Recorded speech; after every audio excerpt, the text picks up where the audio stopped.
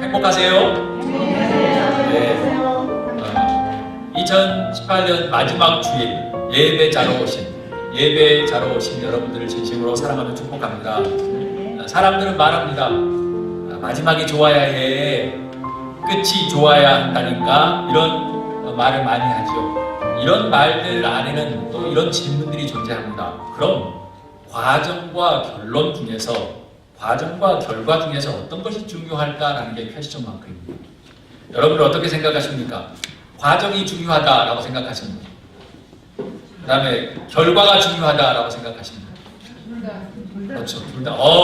현명하신 분입니다. 왜냐하면 제가 질문하는 건 답이 없기 때문에 항상 둘 다 맞는 겁니다. 대다수의 사람들은 과정이 중요하다고들 생각합니다. 그렇게 교과서적으로 이야기하죠. 그런데 결과가 더 중요한 것처럼 살아가는 것이 난센스입니다. 그래서 끝이 중요해라며 결과 중심적으로 우리는 질주하며 살아가죠. 개인적으로 씁쓸한 것은 현 시대는 거의 모든 분야에서 결과와 성과를 중요시하는 문화라는 것입니다. 그래서일까요? 겉으로 보여지는 결론만을 보고 속단하는 경우가 너무나도 많습니다. 문제는 이것입니다. 첫 번째, 물건이 아니라 사람을 그렇게 평가한다는 겁니다. 그러니까 다른 것들을 평가하면 괜찮지만 사람을 그렇게 평가한다는 게 문제고, 두 번째, 그런 결론들이, 결과들이 너무 숏텀이라는 게 문제입니다.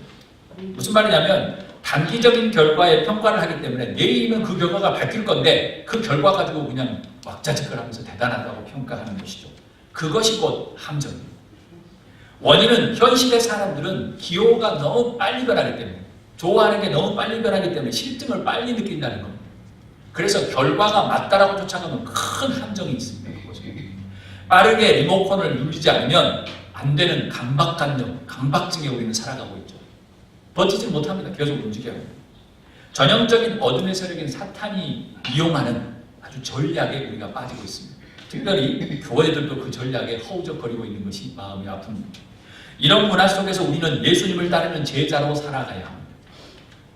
그럼 우리에게 과정과 결과 중에서 어떤 것이 중요할까요? 그렇죠. 정확한 대답입니다. 오늘은 2018년 마지막 주일입니다.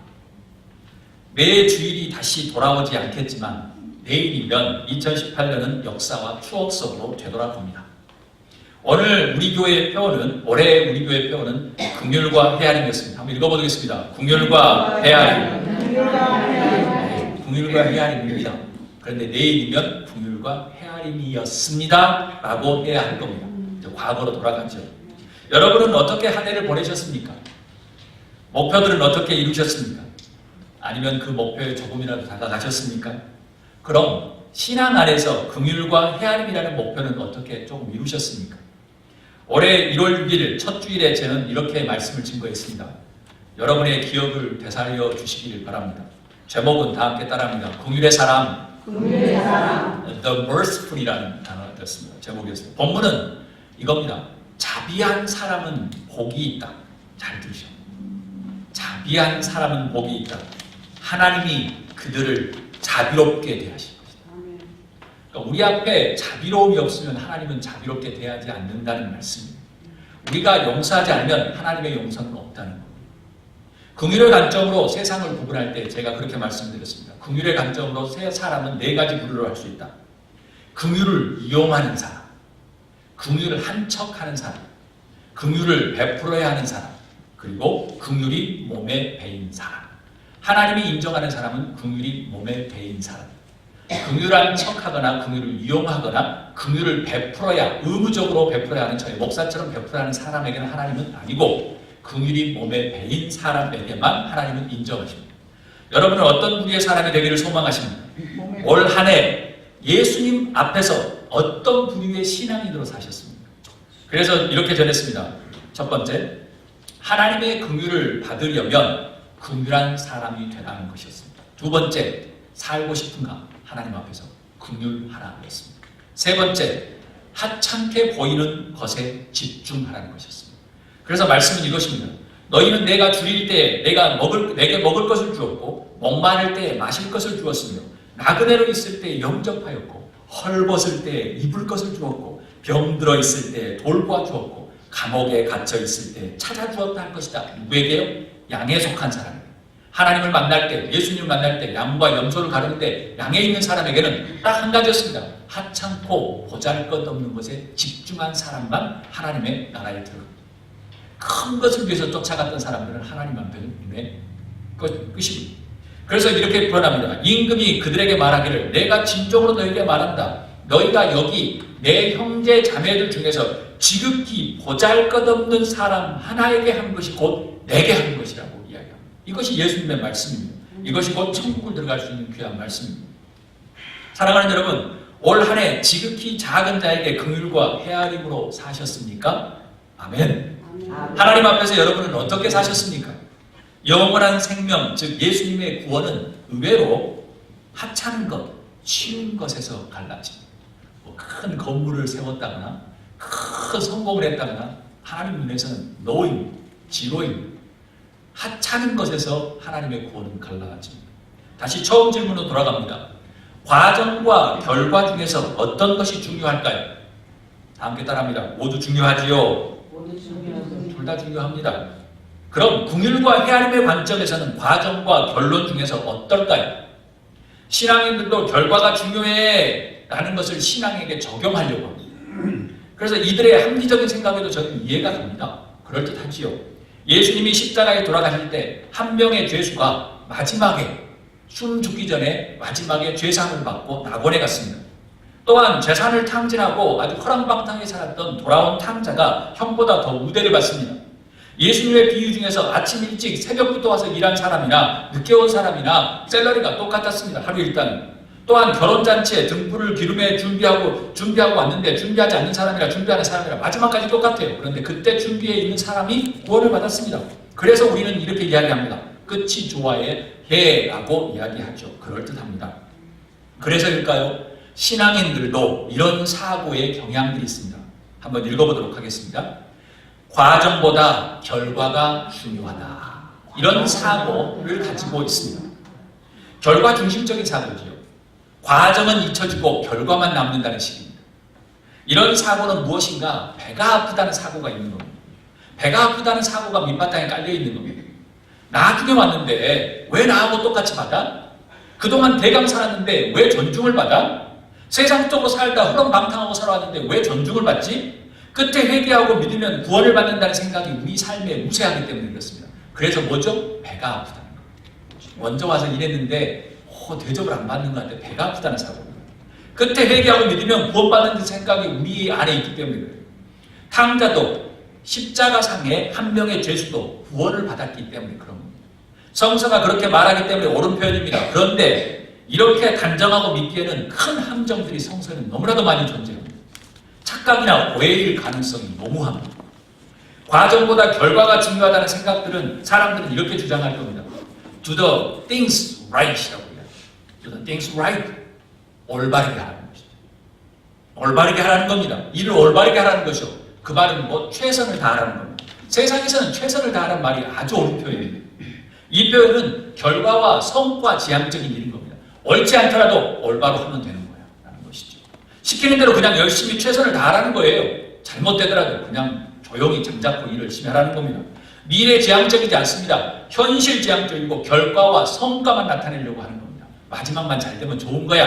Do the things right 이라고 이야기하죠. 그런데 반대로 이런 표현은 어떨까요? Do the right things. Do the right things. 올바른 일을 하라고. 간단한 표현의 차이지만 인생의 가치가 달라져. 미래지향적이고 거시적인 압력으로 삶을 살아가는 것이죠. 과정지향적인 삶입니다. 여러분은 어떠십니까? 한 해 열심히 최선을 다하셨으리라고 믿습니다. 우리 한국 사람들은 최선을 다했죠. 그런데 그 최선이 잘못되었으면 어떻게 하실 겁니까? 그럼 여러분은 do the things right으로 사셨습니까? 아니면 do the right things를 사셨습니까? 옳은 일을 하셨습니까? 옳지 않는 일을 올바로 하시면서 사셨습니까? 다 함께 오늘 본문 말씀을 읽도록 하겠습니다. 24절부터 읽습니다. 그러므로 내 말을 듣고 그대로 행하는 사람은 반석 위에다 자기 집을 지은 슬기로운 사람과 같다고 할 것이다. 비가 내리고 홍수가 나고 바람이 불어서 그 집에 들이쳤지만 무너지지 않았다. 그 집을 반석 위에 세웠기 때문이다. 그러나 나의 이 말을 듣고서도 그대로 행하지 않는 사람은 모래 위에 자기 집을 지은 어리석은 사람과 같다고 할 것이다. 비가 내리고 홍수가 나고 바람이 불어서 그 집에 들이치니 무너졌다. 그리고 그 무너짐이 엄청났다. 제가 질문합니다. 예수님께서는 과정을 중요시할까요? 결과를 중요시할까요? 둘 다 중요시할까요? 이제는 속지 않는군요. 흔히 오늘 본문 말씀 중에 두 개의 집이 있는데 반석 위에 지은 집은 비가 오고 홍수가 나고 바람에 무너지지 않아서 슬기로운 것이라고 그렇게 다 이해합니다. 그래서 반석 위에 집을 지어야 한다고 이야기하죠. 그래서 결과가 중요하다고 이야기합니다. 무너지지 않는 집이어야 된다고. 기독교는 구원을 받아야 하기 때문에 마지막 끝이 중요하다고 말합니다. 맞는 표현입니다. 끝을 봐야지 알 수 있지요. 그런데 여러분, 중요한 질문입니다. 슬기로운 사람과 어리석은 사람의 구별은 어디에서 판결이 났죠? 슬기로운 사람과 어리석은 사람의 구별은 어디서 판결이 났나요? 집이 무너지고 안 무너지고, 그게 보통 사람들의 생각입니다. 어디서 결정이 났죠?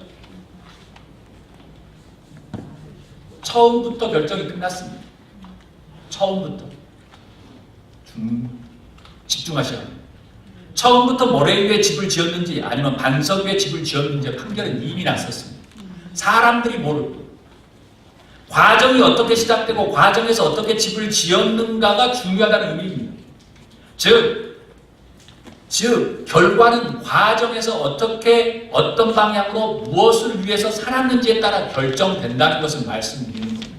사람들은 겉이 잘 지은 집을 봅니다. 와, 집이 멋있어. 저 이 사람 인생을 성공했어 라고 이야기하지만 하나님은 인생이 성공했어가 아니고 너는 이미 모래 위에 집을 지은 거야 라고 이미 단정하신 겁니다. 왜냐? 모래 위에서 집을 지었습니다. 하나님은 처음과 과정을 보고 계셨다는 거예요. 저는 못 보지만 하나님은 처음에 과정을 이미 너는 모래 위에 집을 지었구나라는 거예요. 사랑하는 여러분, 처음부터 과정부터 슬기롭게 반석 위에 인생의 집을 짓는 여러분이 될 수 있기를 주님으로 축복합니다. 아멘. 그래서 저는 2018년 마지막 주일을 맞는 여러분과 교회에게 이렇게 말씀드리고 싶습니다. 다 함께 읽도록 하겠습니다. 과정이 아름다워야 결과도 아름답다. 다시 한번 읽습니다. 과정이 아름다워야 결과도 아름답다. 전제 조건이 있습니다. 뭐냐면 다 함께 따라합니다. 하나님 안에서. 여러분이 집에 나무를 심는 것은 저는 관심이 없습니다. 하나님 안에서 여러분의 신앙과 여러분의 인생을 말하는 겁니다. 거울을 비싼 걸 사든 싼 걸 사든 그것은 문제가 안 됩니다. 여러분의 인생, 여러분의 삶. 신앙 안에서 특히 성서 안에서 과정이 어두우면 결과는 절대 밝지 않습니다. 성서는 그렇습니다. 저의 첫 번째 책 깨닫는 기도 Embracing Prayer라는 책에서 표현을 따르자면 이겁니다. 주목하십시오. 하나님 앞에서 목적과 수단은 정당화하지 말아야 한다. 목적이 아름답다고 해서 그 과정인 수단과 방법을 정당화하면 하나님 앞에서는 이렇게 이야기합니다. 그거는 악이라고 말합니다. 더불어 목적만 좋다고 해서 과정은 대강 된다는 식은 하나님 앞에서는 심각한 죄입니다. 성서의 흐름은 여러분 기억하십시오. 제가 몇 주 동안 설교했던 하나님의 마음에 합당한 다윗의 오매불망 소원은 무엇이었습니까? 하나님의 성전을 짓는 것이었습니다. 그런데 하나님은 성전을 짓지 못하겠습니다. 왜입니까? 그가 살아오면서 그의 과정에 손에 피가 너무나도 많았습니다. 너는 하나님의 성전을 지을 자격이 없다고 이야기했습니다. 하나님의 마음이 합당했음에도 불구하고. 이스라엘의 진정한 리더는 모세입니다. 그 모세가 가고 싶었던 곳이 어디죠? 가나안 땅이었습니다. 모세가 힘이 많았음에도 불구하고 언덕에 올라서 가나안 땅에 들어가지 못했습니다. 왜요? 왜지요? 그의 인생의 과정에 죄가 있었습니다. 우리는 흔히 착각합니다. 하나님은 겉만 보신다는 것을 이야기합니다. 예수님은 말씀하십니다. 믿음의 반석 위에 집을 지어야 슬기로운 사람이다. 한자성어로 사상유각이라는 단어가 있습니다. 잘못된 출발과 과정은 모래 위에 짓는 집이라는 거예요. 그런 꼴이 된다는 겁니다. 집이 멋들어지게 있는 겁니다. 누구도 모릅니다. 하나님만이 아십니다. 그리고 그것이 성공한 것처럼 보입니다. 천만의 말씀입니다. 하나님은 아십니다. 하나님은 그게 모래 위에 지은 집인지 믿음 위에 지은 집인지 겉으로는 멋지고 결과도 좋아 보입니다. 그런데 어려움과 풍파와 즉 하나님의 마지막 때, 하나님의 때는 결국 무너집니다. 모래 위에 지었습니까? 사랑하는 여러분, 출발과 과정이 아름다워야 결과도 아름답습니다. 아멘. 나중에 잘 되면 잘 되게, 이건 인간의 생각입니다. 그럼 왜 예수님은 강도에게 구원을 주셨을까? 탕자는 왜 형보다 대우를 받았을까? 여러분 주목하십시오. 우리가 잘 알아차리지 못할 뿐 그들에게도 과정이 있었습니다.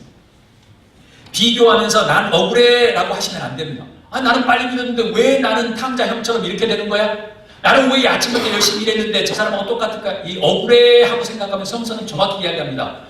그동안에 나와 함께 있고 내 것이 다 너 것인데 왜 그렇게 욕심이 많고 그렇게 누리지 못했느냐는 겁니다.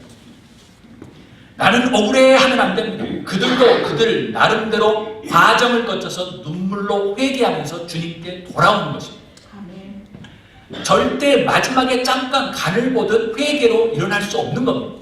왜냐하면 하나님은 이미 과정을 알고 계시기 때문에 그렇습니다. 사랑하는 여러분, 여러분의 처음과 과정이 하나님께 낱낱이 알려질 수 있기를 주의 이름으로 축복합니다. 기억하시지요?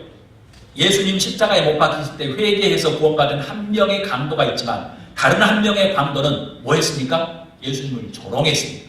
그러니까 누구나 다 마지막이라고 해서 다 구원받는 게 아닙니다. 그러니까 마지막에 회개하고 돌아오는 것은 과정이 있어서 하나님께서 마음에 합당한 사람이기 때문에 구원을 주는 거지 누구나 다 마지막이라고 해서 구원받지 않습니다. 참으로 인상적입니다. 우리가 생각하기에 어떤 사람은 엉망진창으로 인생을 방탕하며 살아왔는데 마지막에 예수님을 믿고 구원받습니다. 탕자의 비유처럼. 이렇게들 생각합니다. 맞습니다. 그런데 그 사람들의 과정을 살아보지 않고 그 사람이 되어보지 않고 단정하지 말아야 합니다. 하나님이 어떻게 그 사람을 돌아오게 하기 위해서 탕자처럼 살게 하시고 고통을 받게 하시고 난잡한 삶을 살게 하시고 또 눈물을 흘리게 하시고 또 그렇게 하여 부르게 하셔서 회개하셔서 구원시키셨는지 우리가 모를 뿐이라는 거예요. 즉 누구나 마지막이라고 해서 회개하고 구원받을 수 없다는 말입니다. 그냥 우연한 경우에 한두 명이 있으니까 마지막에 잘해라가 아니는 거예요. 눈물을 흘리면서 하나님 앞에 온 경우입니다. 어떠한 과정이 없이는 회개할 수도 그리고 타인에게 긍휼과 헤아림을 대강 한 번 베푼다고 해서 하나님 앞에 마음에 합당한 사람이 되는 게 아니라는 겁니다. 다만 문제는 옆에서 보고 있는 사람이 배가 아픈 것처럼 난 억울해 라는 말이 없으면 되는 건데 그렇게 되면 좀 문제가 심각해집니다. 사랑하는 여러분, 하나님 안에서 여러분의 일상의 과정이 아름다워야 결과도 아름다울 수 있습니다. 그냥 과정이 막 이랬는데 끝에 그냥 하나님 이런다고 이렇게 되는 문제가 아닌 것이죠.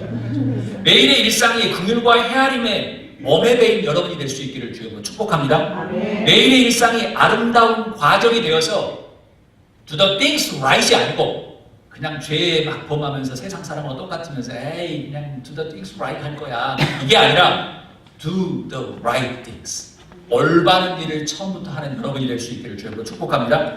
그럼 다음 문제는 이제 우리가 이제 봉착하는 문제가 있습니다. 왜냐하면 저부터 완벽한 사람이 아니니까 어떻게 해야 되는 거죠? 저의 다음 나중에 시 제목 중에 하나가 이런 시 제목이 있습니다. 실수투성이라는 올해 부족한 것이 많다면 그러면 우리는 어떻게 해야 될까라는 것이 문제입니다. 우리 다 함께 읽도록 하겠습니다. 실패도 아름다운 과정이 된다라는 말입니다. 실패도 아름다운 과정이다. 근데 전제 조건이 있습니다. 한번 따라합니다. 성령님의 깨달음. 성령님의 깨달음. 성령님의 깨달음이 있어야 합니다.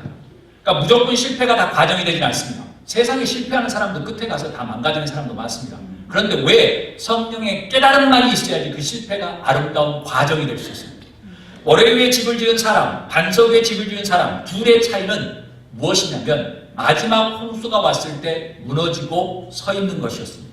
그럼 처음과 과정의 문제가 조금 있었다고 생각하면 모래 위에 집을 지은 사람도 분명히 되살려질, 돌이킬 그런 기회가 있었습니다.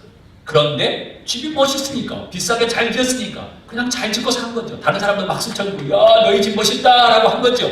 그런데 결과적으로 마지막 때 무너지게 되는 겁니다. 그러니까 성령님의 깨달음이 없으면 중간에 고칠 가능성이 없는 것이죠. 어둠의 세력은 계속 마지막으로 밀어붙입니다. 너 잘하고 있어. 성공하잖아. 다른 사람이 그렇게 말하잖아. 그런데 결과론에는 무너지게 되어 있는 겁니다. 성령의 깨달음이 있으면 실패도 아름다운 과정이 됩니다. 아멘. 하나님이 깨달음과 회개와 하나님께 돌아갈 수 있는 기회를 주신다는 거예요. 그런 의미에서 하나님은 오늘 2018년 마지막 주일을 우리에게 아름다운 과정으로 주셨습니다. 아멘. 깨달음의 과정입니다. 올 한 해 저는 실패한 것이 많습니다. 여러분들 보시기에 어떨지 모르지만 제 마음속에 실패한 게 참 많습니다. 생각했던 것만큼 효과가 없었던 것도 많습니다. 그런데 그것조차도 저의 개인적인 시각입니다. 하나님 보시기엔 다릅니다. 어찌 보면 완벽하게 보이는 것, 그것이 잘 되기를 바라는 저의 교만과 저의 욕심이었을 수도 있습니다. 이런 성령님의 깨달음이 임하면 실패 또한 과정이 됩니다. 왜냐하면 하나님께로 돌아갈 수 있기 때문에. 만약 실패를 잘 묵상하고 교정한다면 실패 또한 은혜가 됩니다. 아멘. 이런 깨달음은 누구에게나 임하는 것이 아닙니다. 마지막 때 예수님 옆에 양 강도가 있었는데 한 명은 구원을 받고 한 명은 예수님을 조롱합니다. 누구에게나 깨달음이 와서 하나님께로 돌아가는 것은 아닙니다. 성서에 한두 명이 있다고 해서 배 아파하지 마십시오. 그들도 수없는 과정 속에 눈물, 콧물 흘리면서 그 시간에 와서 구원을 받은 겁니다. 이런 깨달음은 누구에게 오는 것이 아닙니다. 십자가상의 단 한 명의 강도에게만, 그리고 탕자에게만 임했던 인생이 뒤바뀌는 깨달음, 그런 회개였습니다. 그러니까 성서에 나왔겠죠. 여러분, 넘어지고 실패하고 실수투성일지라도 아름다운 오늘을 주신 하나님께로 돌아갈 수 있기를 주님으로 축복합니다. 아멘. 긍휼과 헤아림은 예수님의 성품이며 사역이었습니다. 예수님의 제자인 우리들이 따라야 할 예수님의 모범이며 성숙한 가르침입니다. 긍휼과 헤아림은 결과가 아니라 과정입니다. 긍휼이 몸에 배어야 하기 때문에. 긍휼과 헤아림은 죄인과 세리의 친구가 되는 예수님의 친구가 되는 겁니다. 예수님과 함께 과정이 충실한 여러분이 될 수 있기를 주님으로 축복합니다. 아멘. 말씀 마칩니다. 하나님 안에서 마지막 줄을 잘 서야 해. 끝만 잘하면 되는구만 이라는 내면적인 심리 대신 신앙의 과정을 하나님 안에서 잘 걸어가는 여러분이 될 수 있기를 주님으로 축복합니다. 잘못된 방향과 목적으로 지은 집은 겉은 화려할지 모르지만 한자성어로 사상무각입니다. 예수님이라는 반석, 예수님의 긍휼과 헤아림 위에 세워지는 여러분의 신앙과 인생이 되기를 주님으로 소원합니다. 저의 사상무각이라는 시를 읽고 말씀을 마칩니다. 사상무각. 집이 지어지기 전에는 모를 일이다. 어떤 집이 기초가 튼튼한 집인지, 모래 위에 지은 집인지, 화려한 외장의 부스러기를 보아서도 모를 일이다. 잦은 바람, 세찬 홍수, 삼킬 듯한 파도에 얼마나 오래 버티고 서 있을런지. 값비싸게 공들여 지었다 해도 모를 일이다. 값어치 있고 중후함으로 덧입혀졌다 한들 모래 위에 서 있다면 더 빨리 무너질 뿐. 크고 넓고 유용하며 편안할지라도 모를 일이다. 예기치 못한 신의 때가 오면 보잘것없이 보이는 동구박 작은 집이 남게 될지. 세상도 사람도 공동체도 가족도 모를 일이다. 겉으로 보면 모두 좋아 보이고 모두 깔깔거리며 행복해 보일 뿐. 어찌 풍랑 없는 인생이 있겠는가? 어찌 눈물 없는 인생이 있겠는가? 어찌 후회 없는 인생만 이어지겠는가? 영원히 잔잔한 물, 평화로운 땅은 없을 터. 그들도 뒤집어지고 뒤바뀌기를 반복하겠지. 신의 정한 때를 순환하듯 직면할 것이다. 어느 누구도 모를 것이다. 어떤 것들이 사상무각이 될는지. 시간 다 함께 이 말씀 생각하면서 한번 기도하면 좋겠습니다.